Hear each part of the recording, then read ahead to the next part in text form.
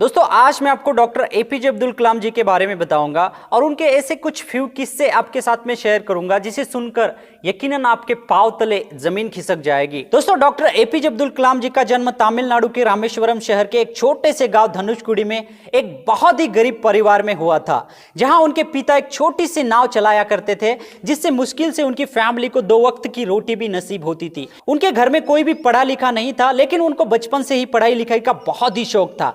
गरीब होने के बावजूद उनकी फैमिली उन्हें पूरी तरह से सपोर्ट करती थी। लेकिन डॉक्टर एपीजे अब्दुल कलाम जी हर सुबह स्कूल जाने से पहले न्यूज़पेपर बेचा करते थे ताकि उनकी फैमिली पर उनके पढ़ाई के खर्चे का ज्यादा प्रेशर ना आए। स्कूल में डॉक्टर एपीजे अब्दुल कलाम जी के मार्क्स इतने ज्यादा नहीं आते थे, लेकिन वो हार्ड वर्किंग स्टूडेंट में से एक थे। उनका हमेशा सिर्फ एक ही फोकस रहता था कि हर दिन कुछ नया सीखा जाए, कुछ नया पढ़ा जाए, कुछ नया किया जाए। क्रिएटिविटी और इनोवेशन पर बहुत ज्यादा वो फोकस करते थे और इसीलिए वो घंटों घंटों तक पढ़ाई किया करते थे। बचपन से ही वो इंडियन एयरफोर्स के पायलट बनना चाहते थे, इसीलिए उन्होंने अपनी स्कूलिंग खत्म करने के बाद मद्रास इंस्टीट्यूट ऑफ टेक्नोलॉजी के तहत एयरफोर्स इंजीनियरिंग में एडमिशंस लिया। यह किस्सा तब का है जब वो मद्रास इंस्टीट्यूट ऑफ टेक्नोलॉजी में पढ़ रहे थे।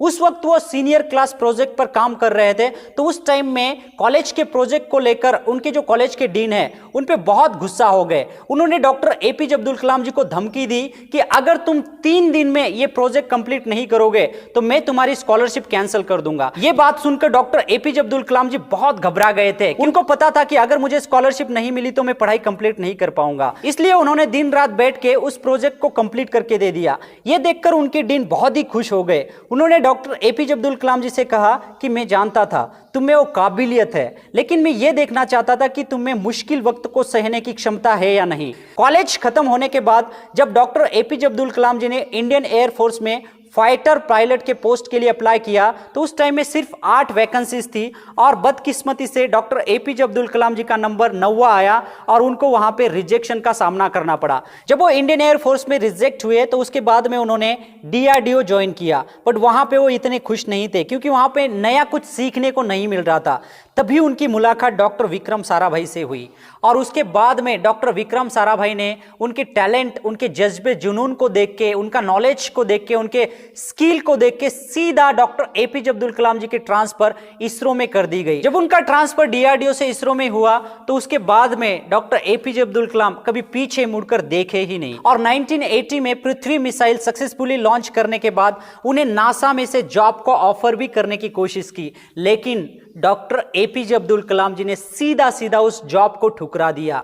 उसके बाद डॉक्टर एपीजे अब्दुल कलाम और उनकी टीम ने अग्नि, त्रिशूल, आकाश, नाग जैसे कई बड़े मिसाइल लॉन्च किए और उनके लीडरशिप के अंडर में इंडिया को सबसे बड़ी कामयाबी तब मिली जब 1980 में इंडियन सीक्रेट के सारे न्यूक्लियर बॉम्ब टेस्ट करके इंडिया को सारी दुनिया के सामने एक न्यूक्लियर पावर घोषित कर दिया और जिसके बाद में डॉक्टर एपीजे अब्दुल कलाम जी को the missile man of India के नाम से बुलाया गया। और 2002 में doctor APJ Abdul Kalam India के बिन विरोधी 11वें प्रेसिडेंट बने और ऐसा इसके पहले कभी हुआ ही नहीं था, क्योंकि डॉक्टर एपीजे अब्दुल कलाम में इतनी काबिलियत थी, इतना टैलेंट था, इतना इंटेलिजेंस थी, इतना स्किल नॉलेज था कि किसी भी मेंबर ने या कोई भी पॉलिटिकल लीडर ने या किसी भी पार्टी के मेंबर ने उनको अपोज ही नहीं किया। ऐसा ही एक किस्सा है 2005 का, जब उनकी फैमिली राष्ट्रपति भवन में रहने आई थी। लगभग 10 दिन तक उनके फैमिली के 52 लोग राष्ट्रपति भवन में थे।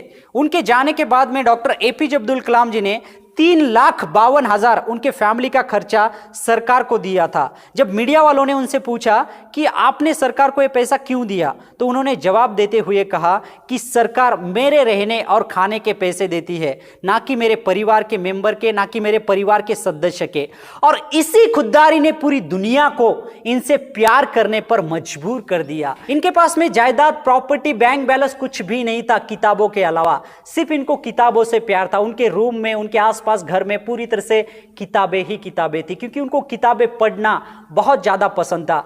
और अपने कहानी से और अपने कर्मों से द मिसाइल मैन पूरी दुनिया के लिए मिसाल बन गए।